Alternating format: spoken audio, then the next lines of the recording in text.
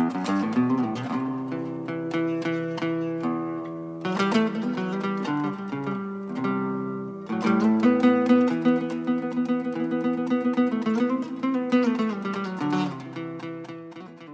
in a previous video, I talked about presence of mind, and I talked about how, in a certain situation, if, God forbid you're being attacked or you think somebody's going to attack you, that the bad guy has to know on some level or have an idea of how you may possibly respond.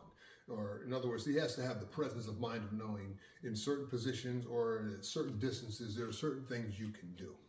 And if they're not aware of that, or they're not paying attention to that, that they're just as vulnerable to attack, or you countering their attack, as you may be to them. And I also talked about how criminals actually select their victims, and there have been studies that have been done on this in prisons, and I've talked about this in other videos, where they look at people walking in the streets of New York and they film them, and then they go into the prisons and they deal with people who've actually attacked people and mugged people, and they ask them, who would you choose and select as a victim? And what they found was no matter where they went, no matter what prison, no matter what prisoners they showed it to, all of the prisoners chose the same people, which is very interesting, which goes to show you how you carry yourself in the world and how you present yourself in the world is every bit as much a part of self-defense. So, which leads me to also this thing called context. One of the biggest problems in martial arts training that I see all the time is people presenting things and techniques out of context. A lot of times I'll see a person to present a technique, say, we'll do this, you do that, a guy throws a punch here, you do this, you do that. The problem is, as I was talking about presence of mind, it's not that those techniques won't work. It's the fact that the context in which sometimes it's presented makes it appear as if it's either too complex or it's unworkable, if that makes sense. And the reason for that is this context is king. And the decisions you and I make on a regular basis are contextually based. I don't care if it's going to the grocery store, I don't care if it's getting your car washed or going to the barber, or, you got to defend yourself in a self-defense situation. The context of the situation and what's going on, both internally and externally, is going to influence the behavior, and also, of course, based on how well or, how little you've been trained. And it's a very important thing to understand. So when you're practicing skills and when you're practicing techniques, you also got to think about the framing of what is the context of how this situation goes down. Grandmaster Karen used to always have a great expression about this, and that is, if you asked him, what would you do in this situation? And he's like, how does that happen? I ain't getting into it. How does that happen? Well, what would you do if a person did this or a person did that? And his always answer was, okay, how does that happen? How are you going to get it on me? You got to try it, and his point was the context in which it goes down is if you think something's going to go down and you think somebody's trying to harm you, what are you waiting for?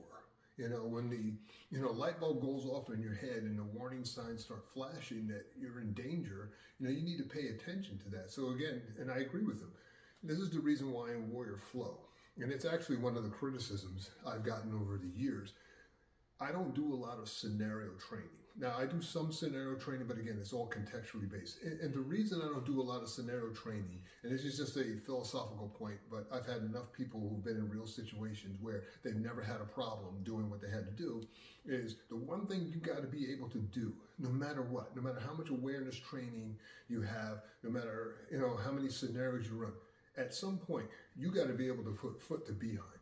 You got to be able to fight. And so it's very simple for me. Either I have to fight or I don't. That's it. If I got to fight, I'm going to fight. If I don't have to fight, I won't fight. But the point is, if I already know what to do in the body, if I already know how to move, which is one of the reasons why we spend so much time developing people's bodies, because, as I've said in other videos, unless you're going into the fight with your astral body or some nonsense, you got to bring your body into the fight. And in order to bring your body into the fight, you also got to develop your body both physically, and also mentally get yourself prepared. And, the two go hand in hand. You can't separate them. And so the context of a situation is far more important than me running 5,000 different scenarios, which is why I don't get wrapped around the axle. One of the things I always ask is, well, what if a guy walks up on you, and they're acting like this? Okay, who the hell does that? Some guy walking up onto me where I can sense he's got attitude, I'm already prepared to punch him in the throat. I'm already there. Not because I walk around looking for trouble. No, it's no different than if I'm driving my car. I don't drive with fear, but I drive with enough defensiveness where I'm anticipating people cutting me off. You know, this is New York, so you already know nobody's using a turn signal. You already know people are going to jump out. They're going to run stop signs. That's just the way it is around here, so I get that. Or, you know, the double park car, and you got to try to squeeze around them, and you hope you don't have another oncoming car. That's just a part of driving in New York. And if you got a problem with that, you probably shouldn't be on the road because you're never getting around that. So the context of how these things go down is the same way. Somebody walking up on you with attitude, you should be prepared to deal with them. There should be no ambiguity in your mind. You know, somebody walks up and says something dumb like, you know, you're minding your business, but your focus and your awareness is up, you know, at a moderate level. You know, you're not paranoid or hypervigilant. And somebody says, oh, hey, excuse me, you got the time? You know, it's like, whoa, whoa, whoa, what's up? You don't have to be a jerk, but the context and depending on who that person is going to determine how you behave. So, for example, if some old lady asks me, excuse me, sir, do you have the time? You know, I'm probably not prepared to punch her in the throat. I'm just not. Now, could it possibly be a setup? Of course it could possibly be a setup. But, I mean, what are the odds of some old lady asking me for the time or whatever, or asking for directions where they're trying to harm me? Right? Because, again, context is important. Now, some home slice walking up on me with dreads all over the place, and I'm not politically correct, so I don't care, looking like he's fresh out of jail. Yo, my man. I'm like, you know, we're cool. It's a different attitude. Why?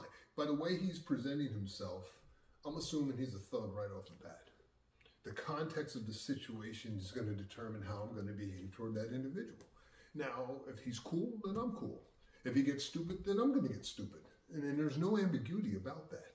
And so it's the same thing when I'm training, when I'm showing people techniques. I'm always trying to present the context of what it is that they're experiencing so that as they're moving, as they're experiencing whatever it is I'm doing, you know, or trying to get their body to do, they have an understanding and a frame of reference of why they would do that in a situation. You know, somebody pushing on your arm, and I'll teach people how to get loose and then return fire on them, or I'll teach them how to sometimes use equal pressure to kind of create some space and then return fire on them. I show them both because they don't know what they got to do until they got to do it. But if that ability resides in them, if it's resident within their body, that's an option that they always have available to them. And depending again on the context. If I'm in an elevator, you know, later on we'll be having the multiple attackers in confined space, you know, program coming out along with the ground fight and stuff. You know, if I'm in an elevator or a confined space, well, I don't have a lot of places I can go if my back is against the wall in the elevator. But what I can do is I can use my feet and I can use my hands. And the one thing I know is nobody's getting behind me. Right? Unless they're going to like dematerialize and go through the wall and come back or some, you know, Marvel's comic movie nonsense, right? So, you know, there are things I can do because the context of being in an enclosed space presents a certain number of limitations, but there are also other things that I'm capable of doing that are, you know, feasible under those circumstances because they're also trapped in there with me, right? And so they got to have the presence of mind of knowing I'm going to fight like, you know, brain damaged Wolverine on crystal meth. It's going to be bad. And so the point is, as I do scenario trainings, and, you know, yes, I will do some videos probably later on that shows scenarios, but I'm just telling you, 99% of the stuff I do is all about, I start with the individual. I teach you how to fight no matter what. No matter what the scenario, no matter what the situation, I teach you how to move in the body in a manner that when you start swinging, when you start hitting people, they're going to feel like they got hit with a sledgehammer. Then I start building other stuff in. And I'm not saying I don't do them kind of simultaneously, especially when it comes to awareness. My point is that if you don't develop a person's body, the context of the situation at a certain point really doesn't matter because they can't do anything about it anyway. You know, this is one of the reasons why on this last point I'm making this video, I never teach people how to close distance on people. I never teach them, you know, how to close distance, how to collapse the spear until I teach them how to drop hit. And why people say, well, why would you not teach that skill before drop hitting? Because if I know how to get in close, I got to be able to do something if I'm in here. I got to be able to get power from that distance. You know, the evil Pai Mei in Kill Bill had it right. You know, that if your enemy was 3 feet or 3 inches in front of you, you should be determined to punch a hole in him. And he had it right. You know, Grandmaster Karen was kind of like that. And the point is, what sense or good does it do for me to teach somebody how to close distance if when they get close, they don't have the ability on some level to be able to deliver or be able to use a weapon of some kind? It just makes no sense, and it's not a fair thing to do to a person. But I see that kind of stuff all the time because, again, information is being presented in many situations out of context. And again, why I don't get wrapped around the axle with scenarios. It's very simple. Here's my sphere of influence. Anything that enters my sphere gets destroyed. There's no ambiguity about it. You know, I hear people say, well, what if a guy goes for your leg? I don't know. What's going to happen when I rip his eyes out? What's going to happen when I punch him in the back of the head or the back of the neck or hit him in his spine for real? You know, so I know I said last point, but now that I jarred my juices in my brain, one of the things I always get, and this is hard for people, and I understand why it's hard, you know, and without getting, you know, too crazy, I'm just going to say this. Part of the reason why many people, especially if they do sportive kind of martial arts, don't think certain techniques will work is because they themselves don't have the moral will to do what needs to be done. And the reason for that is to be blunt, they've never had anybody actually try to kill them. You know, Robert Heinlein, however you pronounce his name, he said it best, and I'm not going to give the full quote, but he basically said, every man, at least once in their life, should have to run in fear for their life. In the context he was presenting that, and if you read the whole quote and you're familiar with his work, is the fact that until you kind of have to, like, no kidding, run for your very survival, run for your very life, there's a lot you don't get. You really don't get it. You know, and one of the aspects of the quote is this idea that, you know, security and safety doesn't come from a police officer. You know, that milk doesn't come from the grocery store. And the point he's making is like, listen, you know, at some point, you got to accept there's something you have to do. That's what he's getting at. At some point, you just got to accept a certain reality. And so the reason a lot of people in the martial arts say, oh, that technique won't work, or I'll do this or I'll do that, is because they've never actually had anybody actually try to do something to them to either try to kill them for real, or they've never experienced somebody putting their hands on them in a way where they know the next thing they do, they better be very sure about the decision they're going to make. And when I used to work with Grandmaster Karen, you know, and for those who've worked with him, they know exactly what I'm talking about. Whenever he was teaching me, because he, you know, I'm one of the few people he actually taught the what he calls finishing moves. And when he would catch your head in a certain position and torque your neck, he knew what he was doing. He knew he was putting pressure on your brainstem. You could feel the lights dimming as he was doing it. You knew at any point if he wanted you dead, you'd be that way. And I've had other experiences, especially in combat, where people have almost, you know, they've tried to kill me. Obviously, they failed.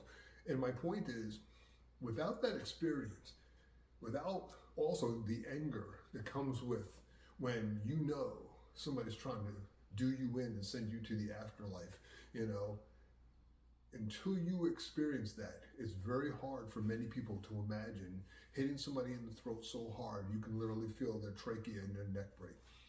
Poking somebody and gouging someone's eye out where you literally feel the eye. Hitting someone so hard where you can literally feel their ribs breaking and, you know, bad breath and all, as you see their eyes roll up in their head because you know you've probably done some damage to them, serious damage. Or kicking somebody so hard you can literally feel their knee popping and becoming dislocated as you're kicking them. And it's because many people, they train in the martial arts, but they don't have the moral will to do what needs to be done.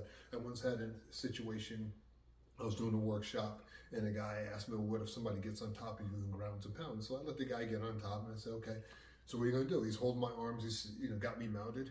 So what does he do? So, well, I'm not going to ground and pound. So okay, go ahead. As soon as he took his hands off me to hit me, what did I do? I grabbed his throat and I grabbed his balls. For real. Now, I didn't crush his throat where I crushed his trachea, and I didn't crush his balls where he would lose a testicle, but I squeezed him hard enough where, oh, he knew that the next thing he does, he better be sure. And of course, in the end, it hurt him. And I did it on purpose. I've done that demonstration to many people. Why? Because most men don't think that you will grab their junk for real and squeeze. Even one guy did it in front of his wife, you know, much to her anger. But the point is, if you have the moral will and you understand the context of the situation, and you understand what needs to happen, you can do it. But you got to train your mind to get to that, because the time to think about hitting somebody in the head with a beer bottle or whatever is not when you're in the situation. You have to have already accepted the reality that it's something you can do. So I know I went on a little long-winded in this, but I think this is a very important aspect, because it's really a lost art. And this is something that I like to do whenever I'm training people, and that is making sure that information and techniques are always presented in the right context, because without that, anything you do pretty much will work if it's done with enough ruthless intention. But if it's not presented in the right context, people don't have faith in it.